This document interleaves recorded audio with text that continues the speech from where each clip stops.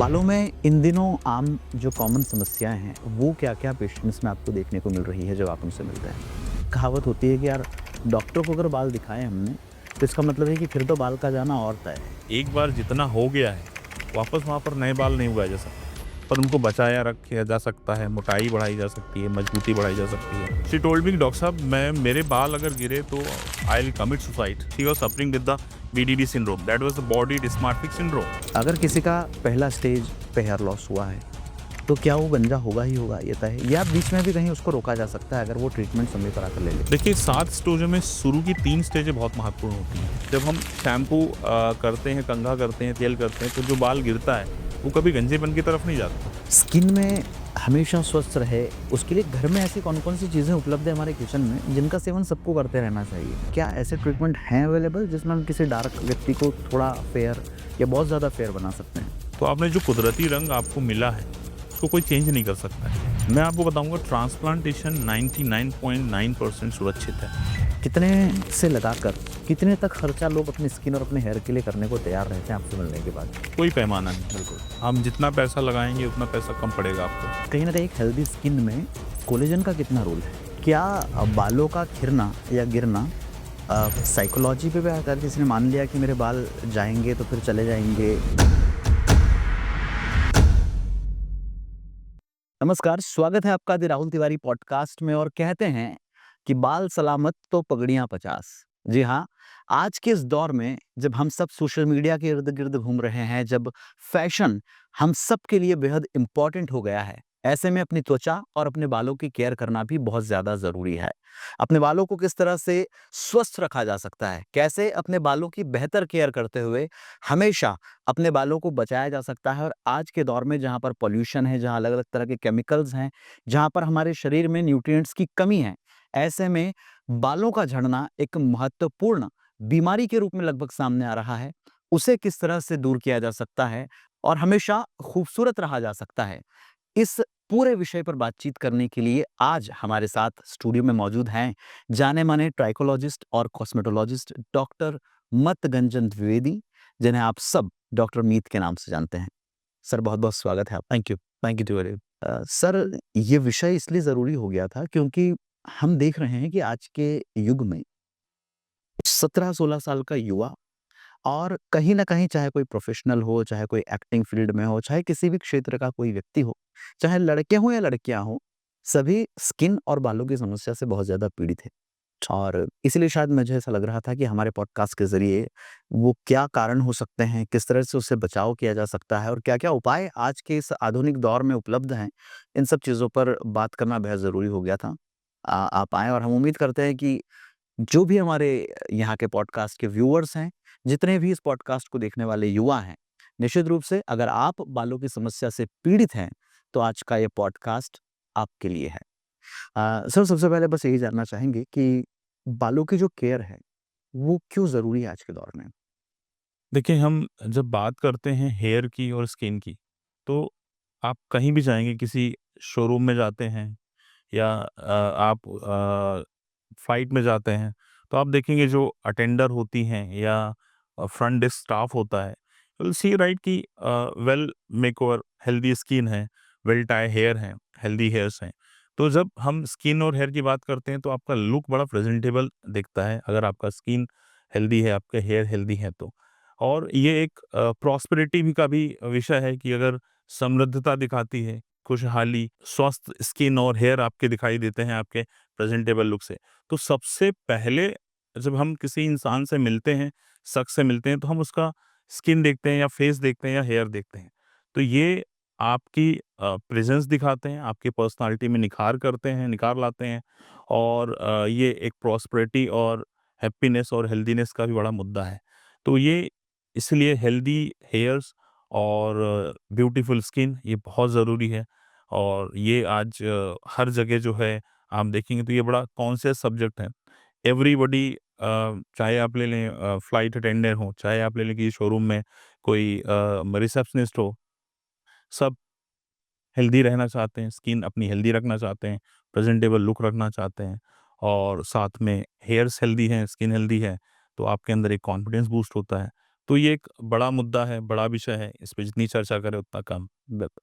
Sir, जिस तरह के प्रोफ़ेशंस की आपने बात की है, कहीं न कहीं हम ये देखते हैं कि पर्सनैलिटी में बालों का और स्किन का रोल तो है, लेकिन एक पार्ट इसका जो है वो मेकअप अदा करता है और एक पार्ट हमारे जीन्स या हमारे इंटरनल जितना भी पोषण हम दे रहे हैं बॉडी को, हेयर को, स्किन को, वो अदा करता है। तो कहीं न कहीं जो भीतरी आवश्यकताएँ हैं, भीतरी पोषक तत्व हैं, वो कितने ज़रूरी हैं बालों के लिए और स्किन के लिए? बहुत अच्छा क्वेश्चन है। हम अगर बात करें भीतरी न्यूट्रिशन की तो ऑफ कोर्स 2 तरह से स्किन में और हेयर में चेंजेस आते हैं। एक होता है नेचुरल डिटेरियोरेशन और एक होता है अननेचुरल डिटेरियोरेशन। जब हम बात करते हैं अननेचुरल डिटेरियोरेशन की, मतलब उम्र के पहले आपकी स्किन में झुर्रियाँ पड़ना या उम्र के पहले आपके बाल जाने लगना, ये आजकल एक ट्राइन एंग्जायटी हमारे बालों के, हमारे स्किन के चारों तरफ या हमारे बॉडी के चारों तरफ काम कर रही है। जैसे कि हम बात करेंगे कि एक सेडेंटरी लाइफ़स्टाइल, आज हम देखेंगे कि हम शायद इतना ज़्यादा वर्कआउट नहीं करते हैं, बैठे रहते हैं, एसीज़ हैं, गाड़ियाँ हैं, शायद ही हम वॉक करते हैं, शायद हम साइकिल चलाते हैं।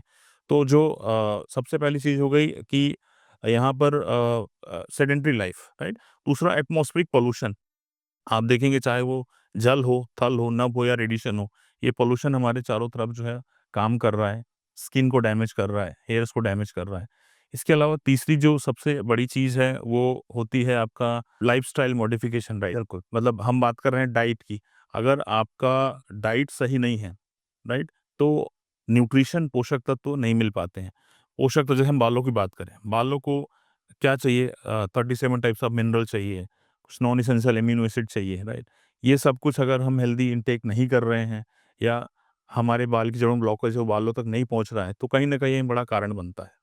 तो यहाँ पर बहुत ज़रूरी है, न्यूट्रिशन का बहुत बड़ा रोल होता है, चाहे वो स्किन हो, चाहे वो हेयर हो, दोनों जगह न्यूट्रिशन बहुत बड़ा रोल अदा करते हैं, आपके हेयर को, आपके स्किन को हेल्दी रखने में। बिल्कुल। अ, चूँकि सर पॉडकास्ट बालों, त्वचा, इनकी प्रॉब्लम्स और सॉल्यूशन के बारे में है, मुझे लगता है कि इसको हम ऐसे 3 भागों में डिवाइड करते हैं। पहले हम बालों की समस्याओं पे बात करते हैं, फिर स्किन पर बात करेंगे और फिर किस तरह से उसको ठीक रखा जा सकता है, उसके जो भी सॉल्यूशंस हैं, उस पर हम बात करना चाहिए। बालों में इन दिनों आम जो कॉमन समस्याएँ हैं, वो क्या-क्या पेशेंट्स में आपको देखने को मिल रही है, जब आप उनसे मिलते हैं? देखिए, हम जब बालों की बात करते हैं, हेयर पे चर्चा करते हैं, तो अमूमन जब हमारे पास पेशेंट आता है तो कहता है सर मुझे हेयर फॉल हो रहा है, या ज़्यादा से ज़्यादा वो कहेगा मुझे हेयर लॉस हो रहा है, मतलब बाल झड़ना उसके लैंग्वेज में कॉमन होता बिल्कुल। है। पर अब ये बाल झड़ने के पीछे कई कारण होते हैं और बाल झड़ना या हेयर लॉस कई प्रकार का होता है। अब जैसे हम बात करेंगे, एलोपेशिया एक बीमारी है जिसमें पैचेस फॉर्म में बाल जाते हैं। ₹1 या 8 आने जितने पैच होते हैं, उस फॉर्म में बाल जाते हैं, उसके कारण अलग होते हैं। दूसरा, मेल पैटर्न बाल्डनेस या जेनेटिक हेयर लॉस होता है। आप देखेंगे मर्दों में एम शेप बनता है, राइट। औरतों की मांग की जो लाइन है, पार्टीशन लाइन है, वो ब्रॉड होती जाती है। तो ये एक जेनेटिक हेयर लॉस का हिस्सा है, या हम कहें ये हेरिडिटी है, और साथ में जो लाइफ़स्टाइल है वो उसमें हेल्प करता है, तो अर्ली स्टार्ट हो जाता है। तीसरा, आप देखेंगे हेयर लॉस डिफ्यूज़ पैटर्न में होता है। कभी आप देखेंगे कि न्यूट्रिशन लॉस के कारण प्रेगनेंसी के बाद, लैक्टेशन के समय, कोई बीमारी से उभरने के बाद, कोई सर्जरी के बाद एकदम से बाल गिरने की मात्रा बढ़ जाती है। और डिफ्यूज़ हेयर लॉस के कारण कुछ अलग होते हैं, राइट? हम बात कुछ आगे करें तो ट्राइकोटिलोमिनिया एक बीमारी होती है, इसमें बाल पेशेंट खुद अपने तोड़ने लगता है, उसके कारण अलग होते हैं। तो इस तरह से बालों की कई सारी समस्याएँ होती हैं, alopecia areata, androgenetic alopecia, diffuse hair loss, right? Premature greying, dandruff, बहुत सारी चीज़ें हैं, जिसको हम हेयर फॉल या हेयर लॉस के नाम से जानते हैं। जब उसको हम 75 टाइम ज़ूम कैमरे में मैग्नीफाई करके देखते हैं, तब हमको एग्ज़ैक्टली पता चलता है कि यहाँ न्यूट्रिशन की कमी है, जेनेटिक प्रॉब्लम है, या कोई रिसेंटली कोई ऐसा ट्रिगर रहा है आपके लाइफ़ में जिसके कारण बाल जाना शुरू हुए हैं। तो उसको इवैल्यूएट करना, उसको रूल आउट करना, उसके बाद सही डायग्नोसिस बनाना, सही ट्रीटमेंट प्लान करना, ये सारा कुछ बहुत ज़रूरी होता है इन सब केसेस में। सर, अभी भी ये जो फ़ील्ड है या जिसकी प्रैक्टिस आप कर रहे हैं, कहीं न कहीं देखने में आता है कि पेशेंट का जो भरोसा है, वो अभी भी डॉक्टर्स के ऊपर थोड़ा कम आ पाया है। जब बाल गिरने की शुरुआत होती है, तो आमतौर पे लोग कहावत होती है कि यार, डॉक्टर को अगर बाल दिखाए हमने, तो इसका मतलब है कि फिर तो बाल का जाना और तय है। तो कहीं न कहीं वो सबकॉन्शियस में मान के ही बैठा होता है कि अगर एक बार बाल गिर गए मेरे या कम हो गए हैं, तो शायद अब इन्हें कोई रोक नहीं पाएगा। क्या कारण रहा है इसका कि लोग थोड़ा-सा कम जागरूक अभी तक भी हो पाए हैं? और अभी भी बेहतर ट्रीटमेंट क्या उपलब्ध है, या जो लोग कह रहे हैं वो बात सही है? देखें, यहाँ मैं कहूँगा कि ये एक मिथ है, जो आप बात कर रहे हैं कि डॉक्टर को दिखाएँगे और बाल चले जाएँगे। मैं ऐसा नहीं मानता हूँ। डिपेंड करता है कि आपने किस डॉक्टर को दिखाया है, आप क्या अपनी प्रॉब्लम को समझ पाए हैं और अगर समझ पाए हैं तो क्या ट्रीटमेंट चल रहा है ये आपको जानना ज़रूरी है। तो एक 20 से 25 मिनट, 30 मिनट का जो काउंसलिंग सेशन होता है डॉक्टर के साथ में, बिल्कुल, उसमें सबसे पहले जानना ज़रूरी है कि आपकी बीमारी क्या है? और ये बीमारी अगर है तो क्या इसमें हम कितना रिज़ल्ट मिल सकता है? क्या बाल वापस आएँगे या नहीं आएँगे? क्या हम बालों को बचा के रख सकते हैं? क्या हम इसका कुछ अल्टरनेट रिप्लेसमेंट या मतलब दूसरे मेथड से इसको गेन कर सकते हैं? तो जब आप एक बार अपने डॉक्टर पे भरोसा जीत लेते हैं या उसको पता चल जाता है आपको कि आपकी प्रॉब्लम क्या है और इसका सॉल्यूशन क्या है, तो मेरे ख्याल से आपको एक कॉन्फिडेंस आ जाता है और आप ट्रीटमेंट बहुत आसानी से प्लान करके, फ़ॉलो करके और उतना रिज़ल्ट और वो अचीवमेंट हासिल कर लेते हैं। पर यहाँ जब बात होती है कि बाल जाना शुरू हो जाते हैं तो रुकते नहीं हैं। तो यहाँ मैं आपको बताना चाहूँगा कि मेल पैटर्न बाल्डनेस अगर हम बात कर रहे हैं, मर्दों में होने वाला गंजापन, औरतों में होने वाले गंजापन, तो ये इरिवर्सिबल बाल्डनेस है। मतलब एक बार जितना हो गया है, वापस वहाँ पर नए बाल नहीं उगाए जा सकते। पर उनको बचाया रखा जा सकता है, मोटाई बढ़ाई जा सकती है, मजबूती बढ़ाई जा सकती है। तो यहाँ पर अगर हमने पेशेंट को सही नॉलेज दिया है, उसको गुमराह नहीं किया है, उसको सही तरीके से बताया है कि हम कितना रिज़ल्ट अचीव कर सकते हैं, तो यहाँ पर ये मिथ आपका ऑटोमैटिकली झूठा हो जाता है। तो बेसिकली ये एक मिथ है और इस मिथ को रूमर्स के द्वारा जो है फैलाया जा रहा है, तो इसको मैं नकारता हूँ कि ये एक मिथ ही है और मिथ रहेगा। और क्या बालों का खिरना या गिरना साइकोलॉजी पे भी अगर किसी ने मान लिया कि मेरे बाल जाएँगे तो फिर चले जाएँगे, टेंशन करने से या वो बार-बार यही बात सोचता रहा कि अब मेरे बाल जाना शुरू हो गए हैं यार, अब कैसे नहीं रोक पाऊँगा इनको, तो क्या इस पे भी आधारित होता है थोड़ा बहुत ये? देखिए, साइकोलॉजी कहें या स्ट्रेस कहें, 2 अलग-अलग चीज़ें होती हैं।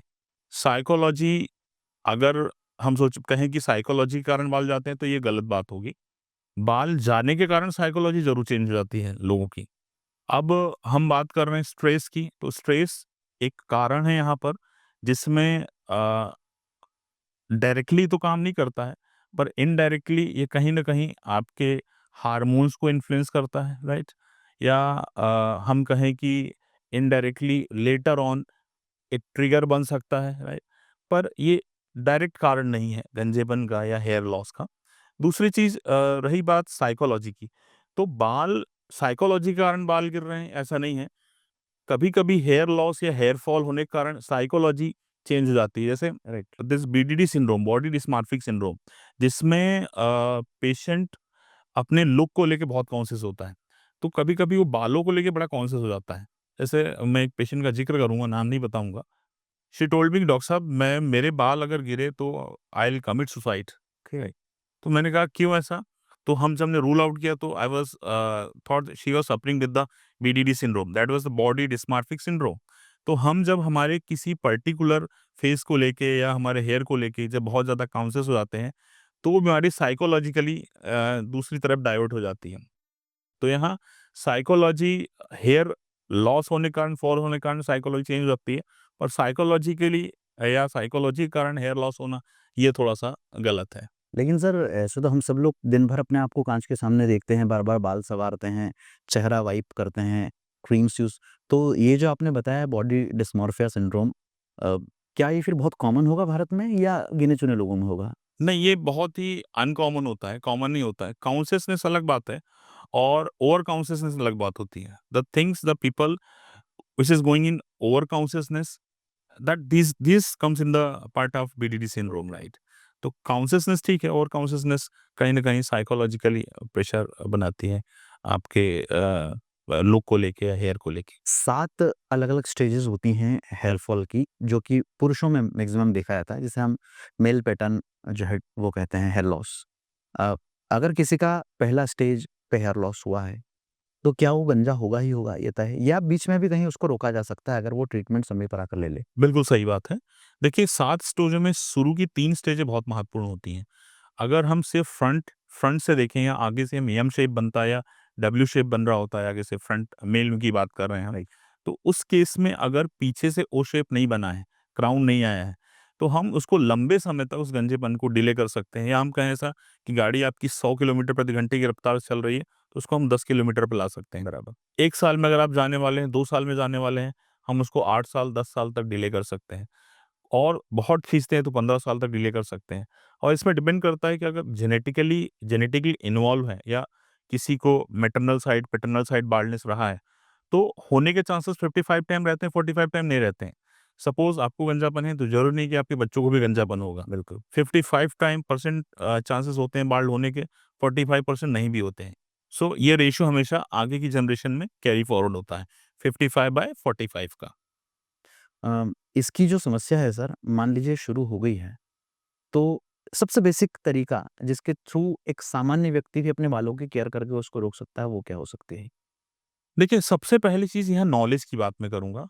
हम एक बेसिक आम आदमी की बात करें, उसको जभी भी ये एहसास होता है कि मेरे बाल जाने लगे हैं या मुझे गंजापन आने लगा है, तो वो सबसे पहले कुछ गलतियाँ करना स्टार्ट कर देता है। सबसे पहली गलती क्या करता है, वो शैम्पू करना बंद कर देगा अपने बालों को, मतलब वो अनहाइजीन हो जाता है। सो स्कैल्प को गंदा कर लेता है, डैंड्रफ होना शुरू हो जाता है, कंघा करना बंद कर देता है, शैम्पू करना कम कर देता है।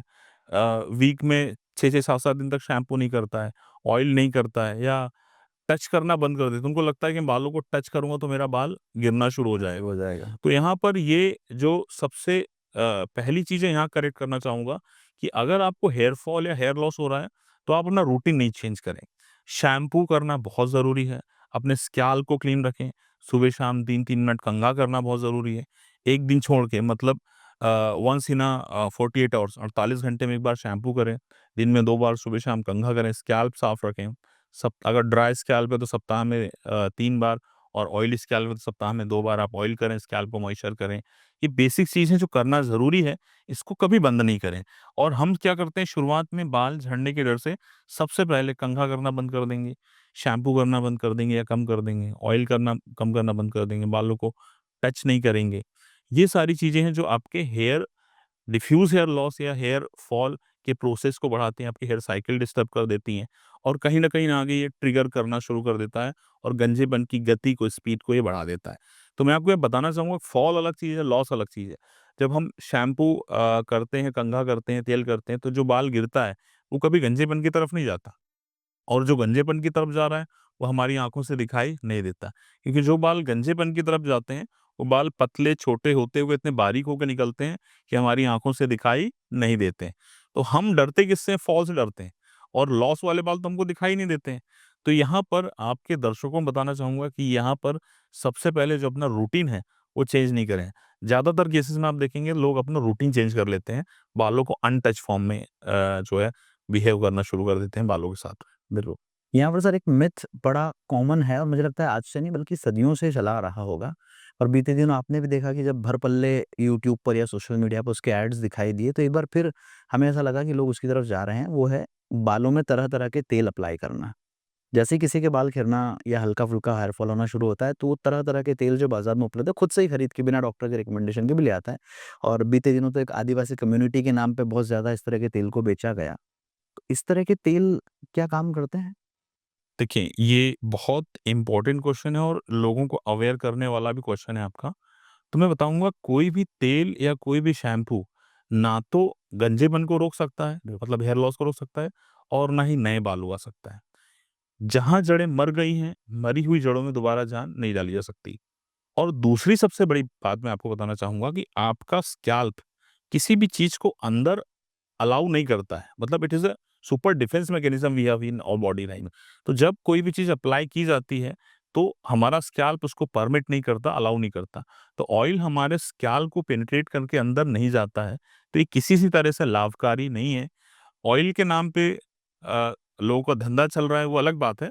पर यहाँ पर मैं साइंटिफिक तरीके से अगर बताऊँ, तो हेयर लॉस को कंट्रोल करने के लिए या बाल्डनेस को रोकने के लिए, नए बाल उगाने के लिए ऑयल का रोल यहाँ पर इस तरह से अगर प्रेज़ेंट करते हैं तो यूज़फुल नहीं है।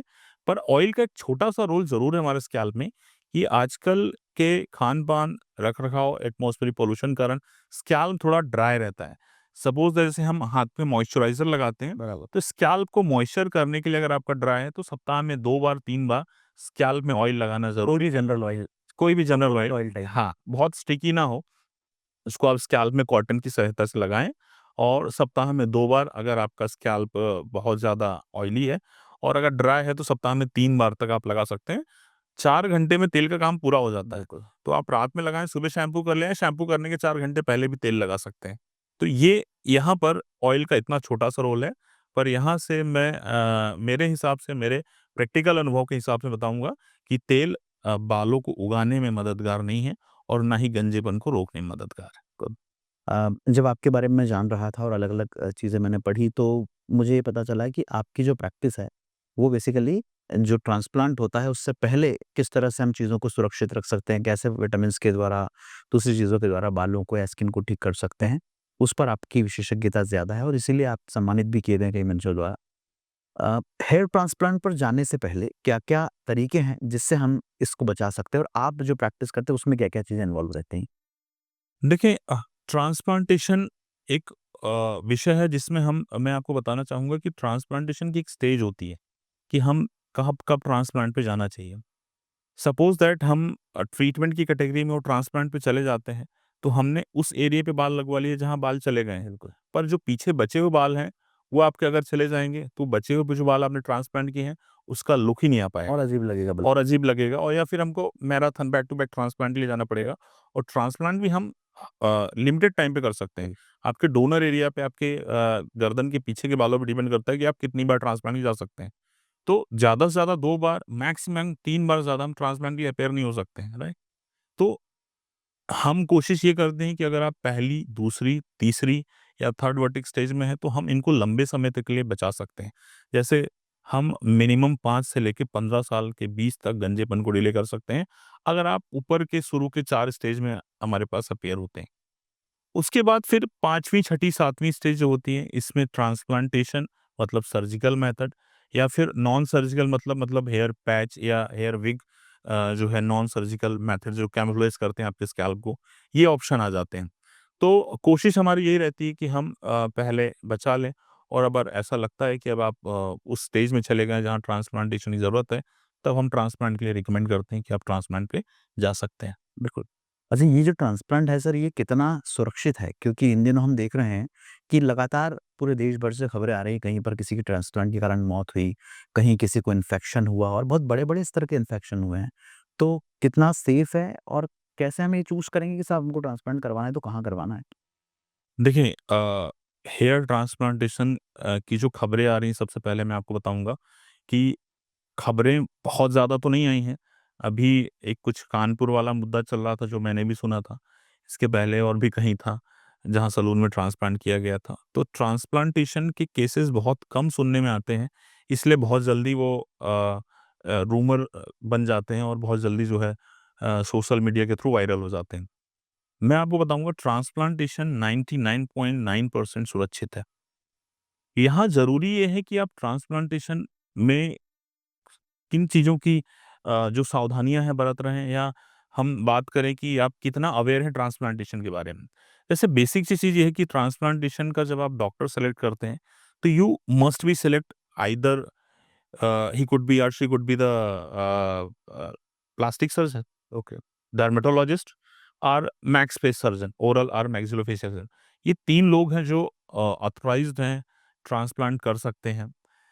अब बात करते हैं कि ट्रांसप्लांटेशन में जो डेथ हुई हैं या जो कैज़ुअल्टीज़ हुई हैं आज तक, उसमें मैं आपको कहूँगा कि एक ट्रांसप्लांट जो करवाया गया था, कि हुआ था, वो किसी सैलून में किसी ने किया था, इसलिए वो शायद उसके साथ कुछ कैज़ुअल्टी हुई थी।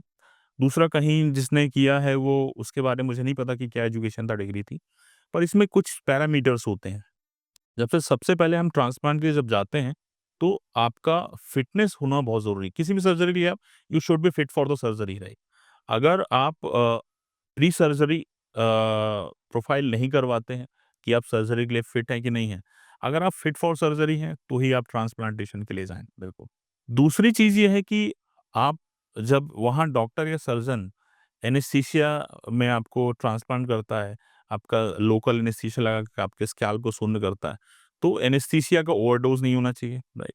और तीसरी चीज़ होती है कि जब ट्रांसप्लांटेशन हो जाता है, तो उसके बाद आपका जो आफ्टर ट्रांसप्लांट एरिया है, अफेक्टेड एरिया है, उसको आपको इन्फेक्शन से बचाना है, राइट? तो पहली चीज़ प्री सर्जरी प्रोफाइल, मतलब आप फिट फॉर सर्जरी, आप हेल्दी हैं, आपके शरीर में कोई इन्फेक्शन नहीं है। दूसरा, एनेस्थीसिया का ओवरडोज़ ना हो, इसका ध्यान रखा जाए। और तीसरी चीज़ ये होती है कि आपने जो ट्रांसप्लांट कराया उसमें कोई इन्फेक्शन ना हो, इसका बचाव पेशेंट की और डॉक्टर की दोनों की ज़िम्मेदारी होती है। तो जो कैज़ुअल्टी होती है इन्हीं के बीच में होती है। या तो एनेस्थीसिया का ओवरडोज़ होता है, या पेशेंट को कोई इन्फेक्शन हुआ रहता है पहले से और उसको पेशेंट के द्वारा छुपा लिया जाता है, या फिर डॉक्टर कई केसेस में खर्चा ना बढ़े उस केस में बहुत ज़्यादा सर्जरी या बहुत ज़्यादा ब्लड टेस्ट नहीं करवाते हैं, या प्री सर्जरी प्रोफाइल को, जो सर्जिकल प्रोफाइल है उसको कंप्लीट नहीं करते हैं। जैसे बीटी-सीटी करवा लिया, ब्लीडिंग टाइम, क्लॉटिंग टाइम करवा के और ट्रांसप्लांट के लिए वो चले जाते हैं। पूरा सर्जरी इवैल्यूएशन जो होता है या प्री सर्जरी प्रोफाइल, उसको ज़रूर करवाएँ। उसमें कसर नहीं छोड़ें, क्योंकि कभी-कभी पेशेंट का बजट नहीं होता है, तो हम अंडर बजट होता है, तो हम क्या है, जल्दी-जल्दी में कुछ रिक्वायर्ड टेस्ट करवा के और फिर हम ट्रांसप्लांट के लिए प्रोसीड कर देते हैं। तो मेरा सजेशन यही है कि अगर आप इन बातों का ध्यान रखते हैं, तो हम इन सब से बहुत आसानी से बच सकते हैं। और ये जो केसेस हुए हैं बहुत रेयर हैं, बहुत कम सुनने में आते हैं। मुझे लगता है कि साल 1 साल, साल डेढ़ साल में एक आधी केस आता है, तो ये इतने केस नहीं है और बहुत सुरक्षित है ट्रांसप्लांट। बस ये है कि एक लंबी प्रोसेस है, मतलब सर्जरी बहुत अ लंबे समय तक के लिए होती है, क्योंकि एक-एक बाल निकालना और लगाना उसपे लगभग 8 घंटे 10 घंटे का समय लगता है। तो इस दौरान छोटी-छोटी सी बातों का अगर ध्यान रखा जाता है तो इट इज़ ऑलवेज़ सेफ। बिल्कुल। हेयर ट्रांसप्लांट जब होता है तो काफ़ी सारी दवाइयाँ चलती हैं लोगों की और डेफ़िनेटली वो आगे भी उसको कंटिन्यू करना ही पड़ती है। क्या ऐसा भी सुनने में आया है कि जो दवाइयाँ होती हैं, ये लोगों में कहीं न कहीं टेस्टोस्टेरोन को गिरा देती हैं या सेक्सुअली जो है कहीं न कहीं परफ़ॉर्मेंस पे उनका प्रभाव पड़ता है? ये कितना सत्य है सर? देखिए, इसका आंसर मैं अपने प्रैक्टिकल अनुभव के आधार पे दूँगा। मैं किसी पे ब्लेम नहीं करूँगा। ये बात बिल्कुल सही है कि बहुत सारी दवाइयाँ हैं, फिनेस्टेरॉइड है, डूटास्टेरॉइड है, these all are the anti male hormone drug. ये बेसिकली कई केसेस में हमने देखा है कि जो बहुत लंबे समय से यूज़ कर रहे हैं, 10 में से 1 या 2 पेशेंट जो सालों-साल खाते आ रहे हैं ये दवाइयाँ, तो उनमें हमने लो लिबिडो की समस्या अपने डे टू डे लाइफ़ वाली जो प्रैक्टिस है, उसमें नोटिस की है। तो लो लिबिडो मतलब सेक्स की इच्छा में कमी, ये एक चीज़ हमने नोटिस की है अपने क्लिनिकल प्रैक्टिस के दौरान। तो इस केस में मैं सजेस्ट करूँगा कि अल्टरनेटिव मेथड भी हैं कई सारे। हम नेचुरल डीएचटी ब्लॉकर पे डाल सकते हैं बजाय फिनेस्टेरॉइड, डूटास्टेरॉइड। और कई सारी चीज़ें उसमें सॉपलमेट्रो है, हॉर्सटेल एक्सट्रैक्ट है, बाचू लीफ है, नेचुरल हर्बल कंटेंट है जो आजकल कई सारी कंपनियाँ बना रही हैं और ट्रीटमेंट कर रही हैं। इसमें किसी तरह का साइड इफ़ेक्ट नहीं देखने को मिले हैं, या हम जिस प्रैक्टिस पे मेथड पे काम करते हैं, नेचुरल या हर्बल डीएचटी ब्लॉकर पे, उसमें हमने आज तक इस तरह के कोई केसेस लो लिबिडो के या सेक्सुअल सैक्रिफाइसेस केसेस हमने नहीं देखे हैं। सर आज का जो दौर है वो कहीं न कहीं फ़ॉलोइंग का दौर है और सोशल मीडिया पे हम ये देख रहे हैं कि जैसे स्किन एक्टर एक्ट्रेसेस की होती है, एक आम युवा या युवती ये चाहती है कि मेरी स्किन भी वैसी ही रहे। स्किन में हमेशा स्वस्थ रहे या स्किन को न्यूट्रिएंट्स मिलते रहे, उसके लिए घर में ऐसी कौन-कौन सी चीज़ें उपलब्ध है हमारे किचन में, जिनका सेवन सबको करते रहना चाहिए?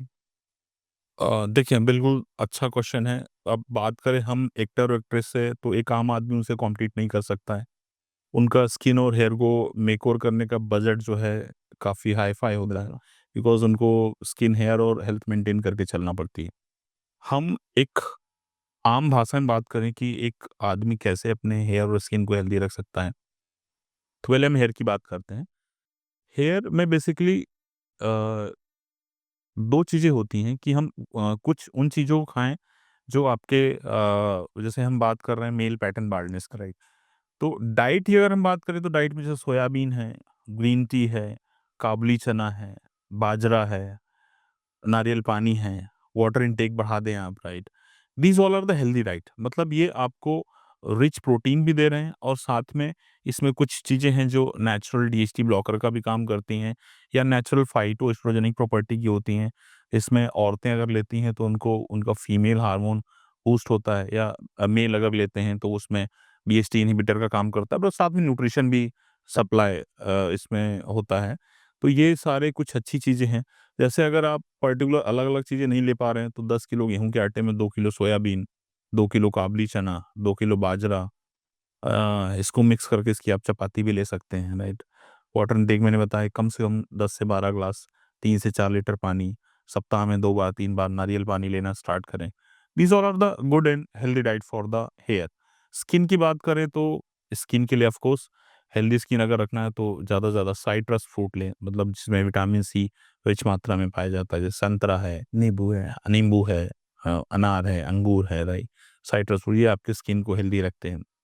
एक कम से कम रात में फेस वॉश करके आप एक अच्छा-सा मॉइस्चराइज़र लगाएँ। दिन में आप बाहर जाते हैं, तो धूप से बचने के लिए कम से कम 50 एसपीएफ या उससे ऊपर एसपीएफ का सनस्क्रीन ज़रूर अप्लाई करें, धूप से बचने के लिए, अल्ट्रावायलेट रेडिएशन से बचने के लिए, यूएवी से। एंड साथ में कुछ चीज़ें हैं जो हम हेयर की बात करें तो नहीं लेना चाहिए, बालों के लिए अच्छा नहीं होता है, जैसे कि it is for the hair it is not good for the red meat, red wine, okay. Smoking, उड़द दाल, राइट?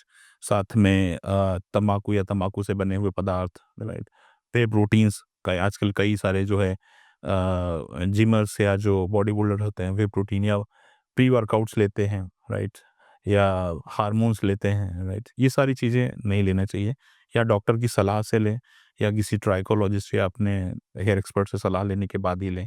तो ये कुछ चीज़ें हैं जिस पे हम लाइफ में अ, जो है ध्यान रख डाल सकते हैं या ध्यान रख सकते हैं। बट सर ये तो बहुत कॉमन सी चीज़ है, जैसे कोई भी आदमी जो बेसिक वर्कआउट भी करता है जिम जाकर, तो उसके रूटीन में एक प्री वर्कआउट शामिल होता है, एक पोस्ट वर्कआउट अगर वो चाहे तो लेता है। प्लस एक प्रोटीन ऐसा है जिसकी कहीं न कहीं वो 2 स्कूप 3 स्कूप लेकर एक प्रोटीन की अपनी जो ज़रूरत है उसको पूरा भी करता है। तो इसका फिर कहाँ पर रोल आता है जो आपके बालों को अफ़ेक्ट करे? देखिए हर चीज़ के 2 सिक्के के 2 पहलू होते हैं, राइट? प्लस माइनस चीज़ें होती हैं। हमने कहा हमको व्हे प्रोटीन नहीं लेना है। आप प्रोटीन ले सकते हैं। आइसोलेटेड या दूसरा कोई? आइसोलेटेड या नेचुरल सोर्स ऑफ प्रोटीन ले सकते हैं, राइट? व्हे प्रोटीन पे हमको नहीं जाना है या हम कहें कि हार्मोन्स पे नहीं जाना है डायरेक्टली। वो तो कहीं न कहीं दूसरी तरफ भी हार्मफुल है ही ये ज़ाहिर सी बात। तो यहाँ कहीं न कहीं जो है हम जब डीएचटी को डायरेक्ट इन्फ्लुएंस करते हैं, टेस्टोस्टेरोन को डायरेक्टली बाहर से इन्फ्लुएंस करते हैं, तो यहाँ पर कहीं न कहीं हमारे बालों पे फ़र्क आना शुरू हो जाता है। बिल्कुल। अ, हम चूँकि सर धीरे से स्किन वाले पार्ट पर अब आ गए हैं, तो कहीं न कहीं एक हेल्दी स्किन में कोलेजन का कितना रोल है? देखिए कोलेजन बंडल ब्रांचेस से हम कहें कि अब किसी जो सेल्स है मसल्स का उसका पार्ट होता है या कई सारे जो essential non essential amino acid होते हैं, प्रोटीन होते हैं, वो एक साथ मिलके कोलेजन कहलाते हैं। तो कोलेजन हमारे स्किन को और हेयर को, हमारे नेल्स को, बोन्स को बहुत हेल्दी, स्ट्रॉन्ग रखता है। तो कोलेजन ऑफ कोर्स बालों के लिए, स्किन के लिए, मसल्स के लिए, बोन्स के लिए, सभी के लिए अच्छा होता है। कोलेजन सप्लीमेंट्स आजकल मार्केट में बहुत कॉमनली चलते हैं, तो इसका सही उपयोग, सही मात्रा में लेना ये ज़रूरी है। बिल्कुल। इसमें भी सर 2 चीज़ें हैं जो थोड़ा ब कन्फ्यूज़ करती हैं आजकल। एक है प्लांट बेस्ड कोलेजन, एक है जो कहीं न कहीं नॉन-वेज बेस्ड है, चिकन बेस्ड है वो कोलेजन। तो इंसानों के लिए दोनों में से कौन-सा बेटर है? देखिए सोर्स ऑफ जो प्रोटीन है वो लिया जाता है, वो अगर हमने हर्बल साइड से लिया है तो it is really good, right? और कोलेजन जब बनाया जाता है तो इसमें कुछ चीज़ें हमको animal side source of protein होते हैं, कुछ वेजिटेबल सोर्स ऑफ प्रोटीन होते हैं। तो दोनों मिक्स ही आते हैं, राइट? ऐसा नहीं है कि हम सिर्फ वेज पे डिपेंड रहेंगे तो बहुत सारे प्रोटीन मिस हो जाते हैं। दूसरा सर जैसे बालों को लेकर मैंने कहा था कि लोग तरह-तरह की रेमेडीज़ करते हैं और अप्लाई खुद से ही कर लेते हैं और समझते हैं कि हाँ, अब ठीक हो जाएगा। वैसे स्किन को लेके बहुत सारे मिथ चलते हैं। मैं कहीं सुन रहा था तो एक व्यक्ति ने सलाह दी कि कैस्टर ऑयल जो होता है, अरंडी का तेल, उसे अगर हम स्किन पे अप्लाई करें तो न सिर्फ़ वो एक नेचुरल बोटॉक्स की तरह काम करता है बल्कि वो कोलेजन को बनाने में भी और तमाम सारी चीज़ों में बड़ी हेल्प करता है। तो क्या ये सच है इस तरह की बातें? देखिए मैंने बताया कि ऑयल का बहुत सेलेक्टेड रोल होता है आपकी स्किन में। ये मॉइस्चराइज़ेशन का काम करता है, राइट? और ये एज़ ए रेमेडी काम नहीं करता है। तो इसको हम एज़ ए मॉइस्चराइज़र या एज़ ए ड्राइड और रफ़ स्किन है तो उसमें उपयोग में लेंगे तो ज़्यादा अच्छा है। This will not use as a remedy, as a medicine, I would suggest. Sir पहले क्या होता था जब मैं 16-17 साल का था, तब स्किन में ज़्यादा से ज़्यादा लोग डॉक्टर के पास जाते थे कि मुझे एक्ने है, मुहासे हैं, पिगमेंटेशन है, छोटी-मोटी चीज़ें हैं, कैसे ठीक करूँ? अब स्किन को लेके तरह-तरह की चीज़ें हैं जो लोग डॉक्टर से सलाह करते हैं, बात करते हैं। उसमें एक चलन बड़ा बढ़ा है कि सर मेरी स्किन डार्क बहुत है और मुझे इस डार्क कॉम्प्लेक्शन से थोड़ा-सा फेयर कॉम्प्लेक्शन की तरफ जाना है। तो ये जो भावनाएँ लोगों में आई हैं, ये कितनी ज़्यादा सही है और क्या ऐसे ट्रीटमेंट हैं अवेलेबल जिसमें हम किसी डार्क व्यक्ति को थोड़ा फेयर या बहुत ज़्यादा फेयर बना सकते हैं? देखिए, ये बहुत ही विवादास्पद प्रश्न है और मैं इसका जवाब थोड़ा-सा अलग तरीके से दूँगा। जी, सबसे पहली चीज़, फेयर या गोरा या हम बात करें स्किन व्हाइट, ये एक गैर कानूनी शब्द है या हम कहें एक इल्लीगल वर्ड कहलाएगा या शब्द कहलाएगा। जहाँ-जहाँ भी फेयर था या लिखा हुआ है या ब्रांड नेम में है, उसको सबको हटाना पड़ेगा। आपने एक क्रीम का नाम सुना होगा, इसपे फेयर नाम आता था। उसको हटा के वहाँ पर ग्लो लगाना पड़ा उस ब्रांड को, राइट? तो यहाँ पर जब आप व्हाइटनिंग की बात करते हैं या गोरा करने की बात करते हैं, तो ये एक गैर कानूनी शब्द है। यहाँ पर स्किन व्हाइटनिंग जैसा या कलर चेंज जैसा नहीं होता है। Nobody can change the colour, right, which is you got right inborn, right. तो आपने जो कुदरती रंग आपको मिला है, उसको कोई चेंज नहीं कर सकता है, राइट? बट हाँ, स्किन लाइटनिंग जैसा शब्द अगर हम यूज़ करें तो ये इसके लिए सही होगा कि हम स्किन को थोड़ा-सा लाइट कर सकते हैं, थोड़ा-सा टेक्सचर चेंज कर सकते हैं, गंदगी आपकी फेस में जो है साफ़ कर सकते हैं। आपका थोड़ा-सा स्किन को हल्का-सा एक शेड दे सकते हैं, राइट? तो स्किन लाइटनिंग कर सकते हैं, स्किन व्हाइटनिंग गोरा नहीं कर सकते हैं, राइट? और स्किन के लिए सर अभी किस-किस तरह के ट्रीटमेंट्स हैं जो लोग लेने के लिए आते हैं या चर्चा करते हैं आपसे? तो देखिए, स्किन जब लाइटनिंग की बात करते हैं तो बहुत सारी चीज़ें हैं आज कॉस्मेटोलॉजी के क्षेत्र में या वेलनेस या एस्थेटिक के क्षेत्र में है। इसमें सर्जिकल पैरामीटर्स हैं, नॉन सर्जिकल पैरामीटर्स हैं। मैं अगर नॉन सर्जिकल की बात करूँ, हम लोग नॉन सर्जिकल करते हैं, तो नॉन सर्जिकल की बात करूँ तो लेज़र से अगर हम बात करें तो लेज़र लाइटनिंग होता है, राइट? कार्बन फेशियल होता है, हाइड्रा फेशियल होता है, केमिकल पीलिंग होती है। और इस तरह के एन नंबर ऑफ ट्रीटमेंट होते हैं जिससे स्किन को हम थोड़ा-सा क्लियर कर सकते हैं, थोड़ा लाइट कर सकते हैं, बट कलर चेंज नहीं कर सकते हैं। बिल्कुल। एक सर ये देखने में बहुत आता है कि हम जब सैलून में जाते हैं, आमतौर पे पहले जब हम सैलून में जाते हैं तो अपने हेयर स्टाइल के लिए, बियर्ड स्टाइल के लिए या जनरल फेशियल के लिए हम पहुँचते थे। लेकिन आजकल वहाँ भी नंबर ऑफ वैराइटीज़ हैं, नंबर ऑफ प्रोडक्ट्स हैं बहुत सारे जो अलग-अलग ब्रांड्स के हैं और बड़े दावे के साथ वो अप्लाई किए जा रहे हैं मेल्स, फीमेल्स सबके ऊपर। क्या लगता है कि सैलून में जो प्रोडक्ट्स यूज़ हो रहे हैं, क्या वाक़ई वो इतना इफ़ेक्टिव हैं कि एक एक डॉक्टर के बिना भी कोई उसको अप्लाई कर दे और उनके लिए कर दे? उसमें चाहे हम डी-टैन की बात करें, उसमें चाहे तमाम तरह के फेशियल्स की बात करें। देखिए, फेशियल पार्ट एक अलग चीज़ हो गया, जो सैलून में इस्तेमाल होता है या सिर्फ़ प्रोडक्ट में होता है। प्रोडक्ट में जो चीज़ें इस्तेमाल होती हैं उसमें इतना पावर नहीं दिया जाता है क्योंकि वो ओटीसी ओवर द काउंटर बिकते हैं। तो उनको उनमें इतना पोटेंशियल नहीं होता है कि आपको एक जो क्लिनिक वाला जो ट्रीटमेंट है या जो क्लिनिक वाला जो पार्ट है वो सैलून पे पूरा नहीं हो सकता है। फेशियल की अगर हम बात करें, जो फेशियल कॉमनली अमूमन आपके सैलून में होता है, तो वो एक तरह का डीप क्लींजिंग वाला पार्ट है। वहाँ पर भी स्किन लाइटनिंग, व्हाइटनिंग जैसी चीज़ें नहीं होती हैं। और हम बात करें थोड़ा एडवांसमेंट की, तो अगर आपको थोड़ा-सा स्किन में बेटरमेंट चाहिए या बिना किसी हार्म इफ़ेक्ट के चाहिए, तो हम क्लिनिक को अप्रोच करें, राइट? फेशियल वाला पार्ट अलग रखें और क्लिनिक वाला पार्ट अलग रखें, दोनों को मिक्स नहीं करें। क्योंकि डिटेन करना, फेशियल करना, this is different part. This generally used to done in the saloons, right? Does not need or required any person, right? Doesn't need any qualification to get it this. Like doctor, like technician, like some yes, yes, yes. Sir कहीं न कहीं एक चीज़ ये भी यहाँ पर देखने वाली है, अभी मैं जब इस विषय पे थोड़ा-सा रिसर्च कर रहा था, तो मैंने नोटिस किया कि जो डॉक्टर्स के यहाँ पर हम जाते हैं, वहाँ अलग-अलग तरह के ट्रीटमेंट्स होते हैं। एक मशीन है जिसमें से बहुत सारी ऐसी लाइट्स निकलती हैं, उसको चेहरे पर लगाया जाता है या चेहरे के ऊपर रखा जाता है। वो जो लाइट्स हैं, उनका क्या रोल होता है हमारी स्किन में जब हम वो ट्रीटमेंट देते हैं तो? देखें, लाइट तो एक उस पूरे प्रोसीजर का एक छोटा-सा हिस्सा होता है। उसके पहले कई सारी प्रोसेस होती हैं उसमें। ये एक हाइड्रोफेशियल मशीन है जिसमें बाद में लाइट दी जाती है। ओके। तो ये लाइट्स थोड़ा कोलेजन प्रोडक्शन का काम करती हैं। स्किन को हेल्दी रखने में मदद करती हैं। देखो अ, एक चीज़ और बड़ी कॉमन हुई है सोसाइटी में सर, वो ये है कि अब लोगों की जेब में अलग-अलग सोर्स के ज़रिए पैसा तो आ रहा है और हम देखते हैं कि व्यक्ति खर्च करने में भी नहीं डर रहा है। एक ज़माना था जब घर में शैम्पू का यूज़ बहुत लिमिटेड हुआ करता था, साबुन से लोग नहाते थे, आजकल बॉडी वॉश का इस्तेमाल होता है, तरह-तरह के मॉइस्चराइज़र्स हैं, तरह-तरह के सीरम हैं, मतलब मल्टीपल रेंज ऑफ प्रोडक्ट्स जो है वो इस फ़ील्ड में हमको देखने को मिलती है। जो कंपनीज़ ये प्रोडक्ट बना रही हैं, उनका दावा है कि हमारे सीरम से ये बेनिफिट्स हैं, हमारे पर्टिकुलर शैम्पू से ये बेनिफिट है, हमारे मॉइस्चराइज़र से ये चीज़ें हो रही हैं। कितना इफ़ेक्टिव हैं ये चीज़ें और क्या हर कोई सीरम जिसका एडवर्टाइज़मेंट हम देख रहे हैं, हर कोई प्रोडक्ट जो आज मार्केट में धड़ल्ले से बिक रहा है, उसको अप्लाई करना चाहिए अपनी स्किन पर? देखिए अगर कंपनी कोई प्रोडक्ट यहाँ ला रही है, लॉन्च कर रही है, तो वो टेस्टिंग और प्रूविंग करके लाते हैं। और जब कोई कंपनी प्रोडक्ट लॉन्च करती है तो उस प्रोडक्ट का रजिस्ट्रेशन होता है संबंधित जगह पे, राइट? अगर वो हर्बल प्रोडक्ट है तो उसको आयुष में रजिस्ट्रेशन कराना पड़ता है।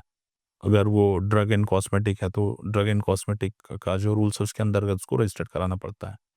तो एक मेज़रमेंट और एक माप, एक पैमाने के तहत कोई चीज़ उसके अंदर डाली जाती है। तो अगर कोई रेप्यूटेड कंपनी है और उसके प्रोडक्ट बाहर मार्केट में मिल रहे हैं, तो इस तरह से कुछ हार्मफुल नहीं होते हैं। ये रेयरेस्ट केस है जिसमें ऐसा होता है। तो ऐसा अगर आप डॉक्टर के सजेशन से कर रहे हैं तो ऑफ कोर्स कोई प्रॉब्लम नहीं है। बट अगर आप सेल्फ चूज़ कर रहे हैं तो थोड़ा-सा अगर आप अपना नॉलेज गेन करके जा रहे हैं मार्केट में, थोड़ा बहुत आपको स्किन के बेसिक्स पता हैं या जो प्रोडक्ट आप खरीद रहे हैं उसके इंग्रीडिएंट्स पता हैं, उसके मैक्सिमम एंड मिनिमम पैमाने पता हैं, कितना होना चाहिए, तो आप उसको बहुत आराम से यूज़ करके इस्तेमाल कर सकते हैं। और जनरली जो डॉक्टर रिकमेंडेड प्रोडक्ट होते हैं, उसमें लिखा रहता है कि आप फिजिशियन की सलाह से इस्तेमाल करें। जो ओटीसी वाला प्रोडक्ट होता है उसमें ऐसा नहीं लिखा होता है, तो ये भी आप चीज़ें देख सकते हैं।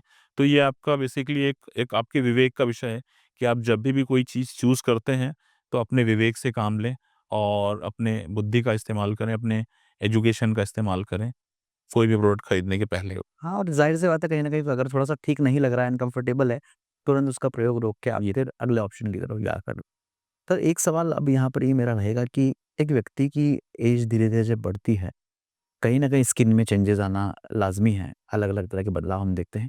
बोटॉक्स का रोल कहाँ पर आकर शुरू होता है? और बेसिकली बोटॉक्स शब्द जो है, ये किस पर्टिकुलर चीज़ के लिए इस्तेमाल किया गया है? देखिए, जब हम एंटी एजिंग की बात करते हैं, तो बोटॉक्स और फिलर्स आते हैं। These all are the injectables, right? तो ये हम कहें कि ये सर्जिकल मेथड होगा एक तरह से।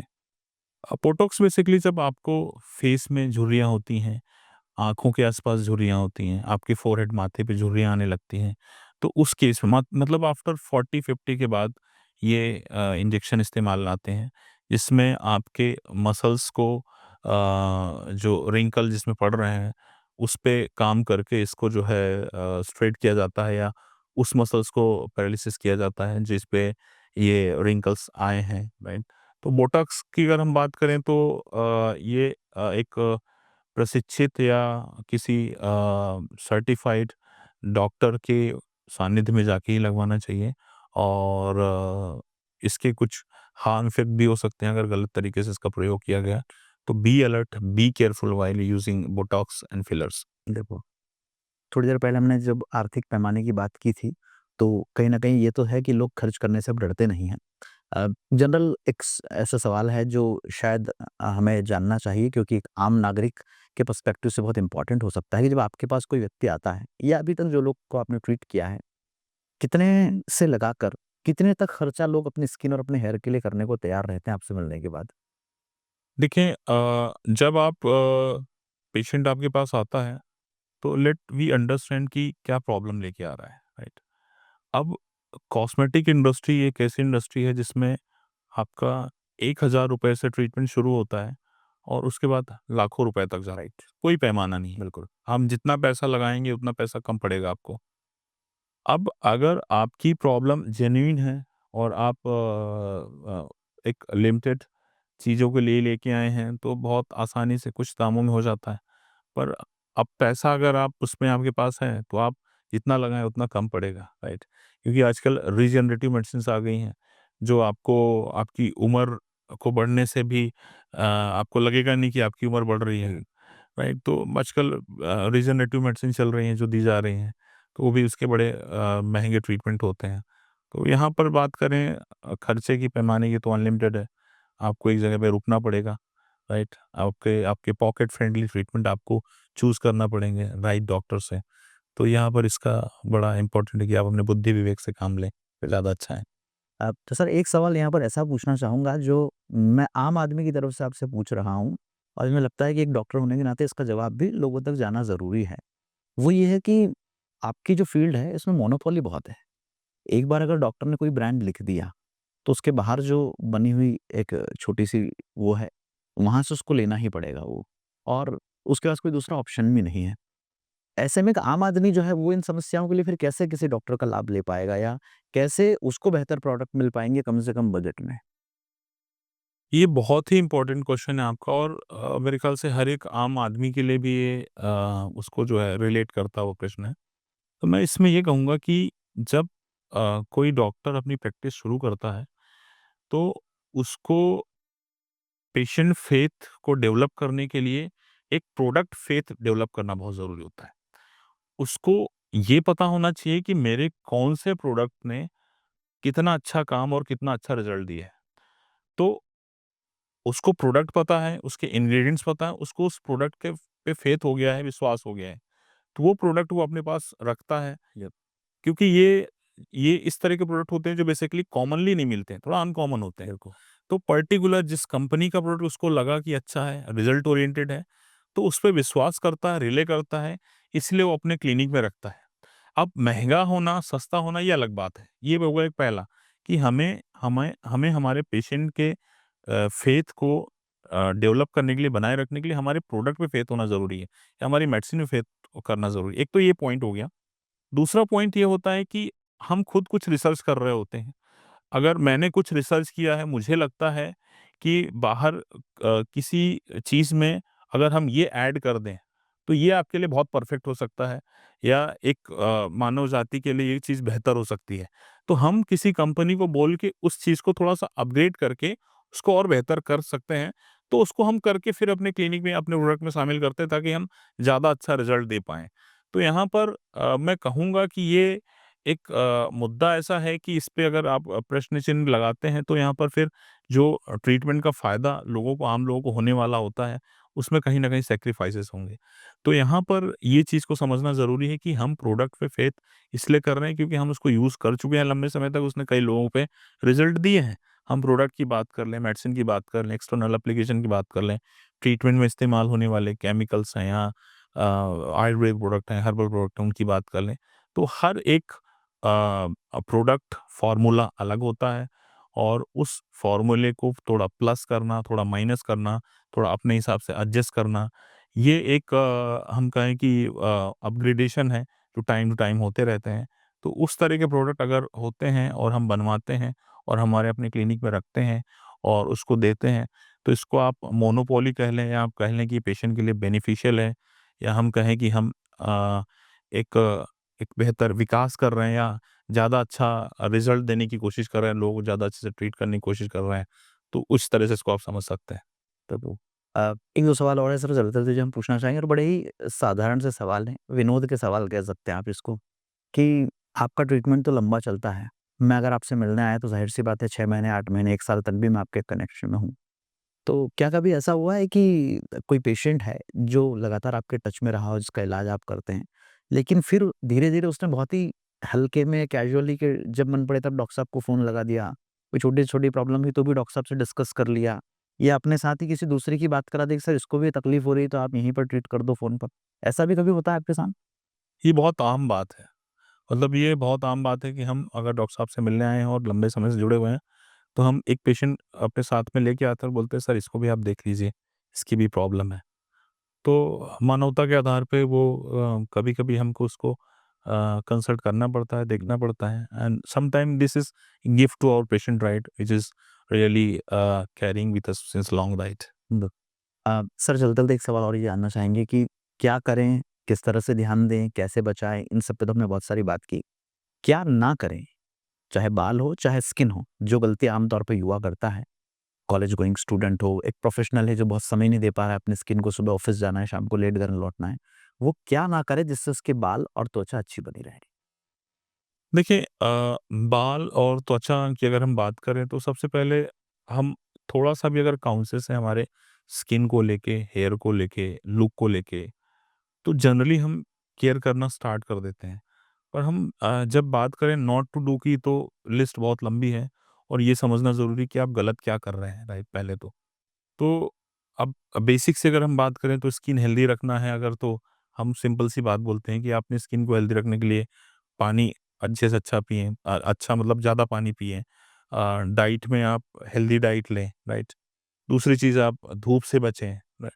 आप अपने लाइट जो होती है अल्ट्रावायलेट रेज़ हैं आपके जो जिससे आप एक्सपोज़ हो रहे हैं लंबे समय तक उससे बचने की कोशिश करें। धूप में जाते हैं तो सनस्क्रीन लगा के निकलें। रात में सोने के पहले आप मॉइस्चराइज़र लगाएँ, वाटर इंटेक बढ़ाएँ, हेल्दी डाइट लें। ये सब चीज़ें हैं जो हेयर और स्किन दोनों को हेल्दी रखती हैं। अब क्या-क्या चीज़ें हैं जो हेल्दी रखते हैं उसकी लिस्ट बहुत लंबी है। उससे जब आप पर्सनली मिलेंगे तो उसमें ज़्यादा अच्छे से बता पाएँगे आपकी एग्ज़ैक्ट प्रॉब्लम के हिसाब से कि क्या ना लें और क्या लें। बिल्कुल। देखिए क्या है कि कहीं न कहीं अच्छा तो हम सब दिखना चाहते हैं, और जब बारी अच्छा दिखने की आती है, तो सबसे आखिरी में जागते भी हम ही लोग हैं। तो करना यहाँ ये है कि अगर स्किन या बालों से रिलेटेड कोई प्रॉब्लम है, तो सबसे पहले अपने आस-पास उपस्थित अच्छे ट्राइकोलॉजिस्ट या डर्मेटोलॉजिस्ट जिनका प्रैक्टिस को समय अच्छा हुआ हो, जिनके रिज़ल्ट्स बेहतर रहे हों, और कहीं न कहीं अगर सोशल मीडिया के दौर में आप जी रहे हो, तो जिनकी गूगल वगैरह पर रेटिंग भी बहुत अच्छी हो, उनसे आपको मिलना ही चाहिए। क्योंकि वो एक 300 या ₹500 का कंसल्टेशन आपके बहुत सारे सवालों के जवाब दे सकता है। और कहीं न कहीं आज के दौर में जहाँ अच्छा दिखना हमारी पर्सनैलिटी को एनहांस करता है, जहाँ हमें लोगों की भीड़ में अलग बनाता है, वहाँ हमारी सही मदद भी हो सकती है। आज स्टूडियो में डॉक्टर मधुगंजन द्विवेदी, जिन्हें हम डॉक्टर मीत के नाम से जानते हैं, जिनके अलग-अलग शहरों में अलग-अलग सेंटर्स हैं, और लंबे समय से अपनी जो टेक्नोलॉजी है, अपनी जो ट्रीटमेंट पद्धति है, उसके माध्यम से कई लोगों को हेल्दी स्किन, बेहतर लाइफ़स्टाइल, अच्छे बाल और तमाम सारी जो समस्याएँ हैं, इनसे दूर रहने में वो मदद कर रहे हैं। कहीं न कहीं हम ये उम्मीद करते हैं कि इस चर्चा के बाद जो सवालों के जवाब उन्होंने दिए हैं, वो आप सब लोगों के लिए लाभदायक होंगे। आप सब लोग अगर इन सवालों के जवाब खोज रहे थे, तो ये पॉडकास्ट आपके लिए बहुत फ़ायदेमंद होगा, और कहीं न कहीं इनमें से कोई समस्या आपको है, तो निश्चित रूप से ये पॉडकास्ट देखने के बाद जल्दी ही नज़दीक में है तो उनसे या फिर किसी भी संबंधित डॉक्टर से मिलकर अपनी समस्या का समाधान भी आप लोग पा सकते हैं। डॉक्टर साहब, इतने अमूल्य समय में से आपने ये 1 घंटा निकाला है। मुझे लगता है ये जो चर्चा हुई है इस पॉडकास्ट के ज़रिए, ये बहुत सारे लोगों को फ़ायदा देने वाली है। सो नाइस एंड मैं समझता हूँ कि मैं सौभाग्यशाली हूँ, जो आपके साथ इस चर्चा में और लोगों के लिए जो है शायद कुछ काम कर पाऊँ या कुछ लोगों का भला कर पाऊँ, बेनिफिट कर पाऊँ। इसके लिए मैं आप लोगों का आभारी हूँ और सभी आपके दर्शकों को धन्यवाद देता हूँ। मेरे को बहुत-बहुत धन्यवाद सर। Thank you sir.